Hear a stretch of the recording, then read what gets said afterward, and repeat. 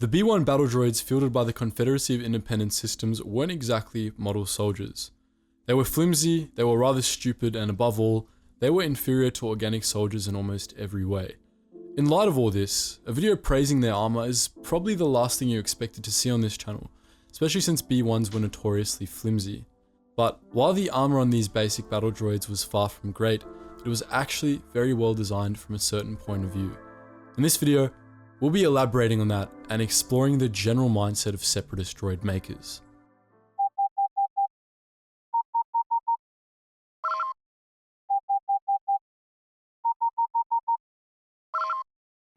Attention, Sergeant on deck!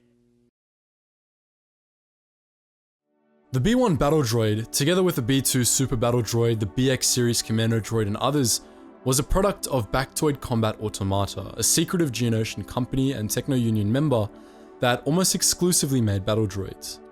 Together with its sister firms, Bactoid Armor Workshop and Bactoid Fleet Ordnance, Bactoid Combat Automata was responsible for producing the Trade Federation's droid army in the years leading up to the Battle of Naboo, and as we all know, that force became the template for the Confederate droid army. The Trade Federation chose Bactoid because Bactoid's engineers were known for how they designed their products according to the purposes and specifications of the buyer, and the Neimoidians wanted their army to be cheap without being useless.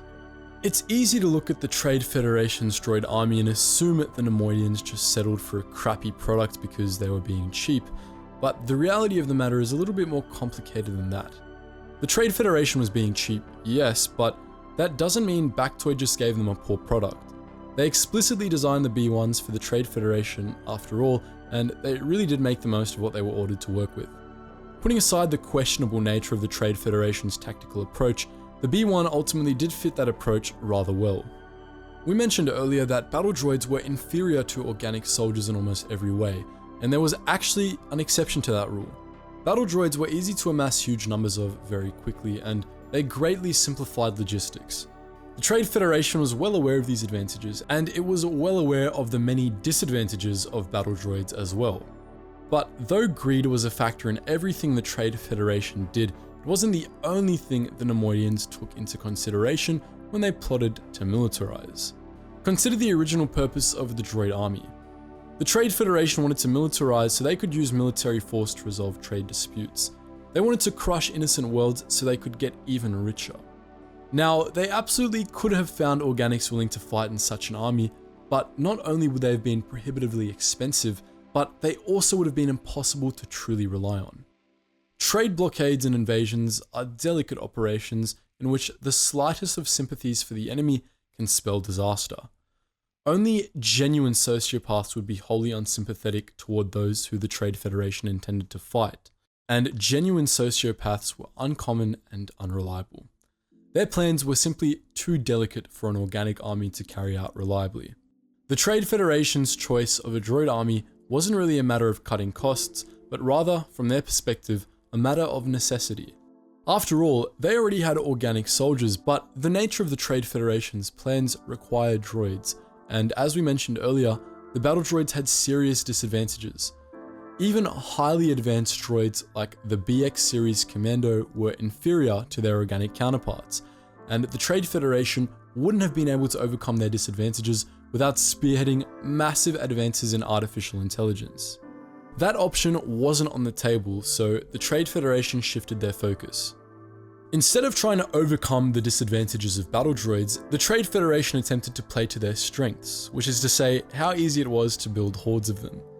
The B-1 battle droid was designed to maximize that advantage. Droid soldiers would always be inferior to organics, and so the Trade Federation didn't waste their money on giving them better armor, nor making them better shots, nor even giving them individual intelligence. They made them as cheaply as possible, not because they were greedy, but because it would enable them to buy huge numbers of the droids, maximizing the sole advantage battle droids had against organic soldiers.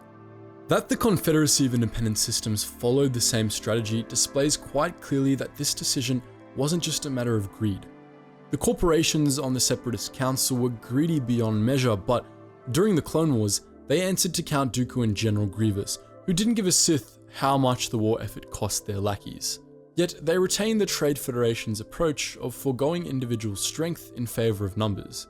In fact, they took it to the extreme, and the CIS droid army was, at its height, the largest fighting force in the history of the galaxy. Whether this tactical approach was a good idea or not is a debate of its own, but it nonetheless displays the sort of thinking that went into the design of Baktoid's most infamous products. It was a coldly logical approach to tactics, abandoning conventional wisdom in favor of making the most of what was at their disposal. This is where we elaborate on the statement we made at the start of the video, that from a certain point of view, the way B1 battle droids were armored was a 500 IQ play. Generally speaking, battle droids weren't well armored at all. Their tan plating generally did little more than keep the dust out of their internal workings, and it even failed at that task sometimes. B1 armor could easily be pierced by a simple holdout blaster, never mind the blasters used by the Republic's clone troopers, which were quite powerful even for military-issue rifles. The plating on B1s wasn't even comprehensive, and clone troopers quickly learned that shooting joints would cause the magnets that held the droids together to fail, allowing the droids to be quickly and cleanly destroyed. But in saying all of this, there was one thing that battle droid armor did really well. By and large, it did an exceptional job of preventing minor damage to droid brains. It didn't do much to stop those droid brains from being turned into shrapnel by a DC-15, but that wasn't the point. You see, the Trade Federation didn't care if their droids were destroyed. It made no difference to them whether an individual unit survived a battle unscathed or got completely shredded. What mattered to the Trade Federation were the droids that were damaged but not destroyed.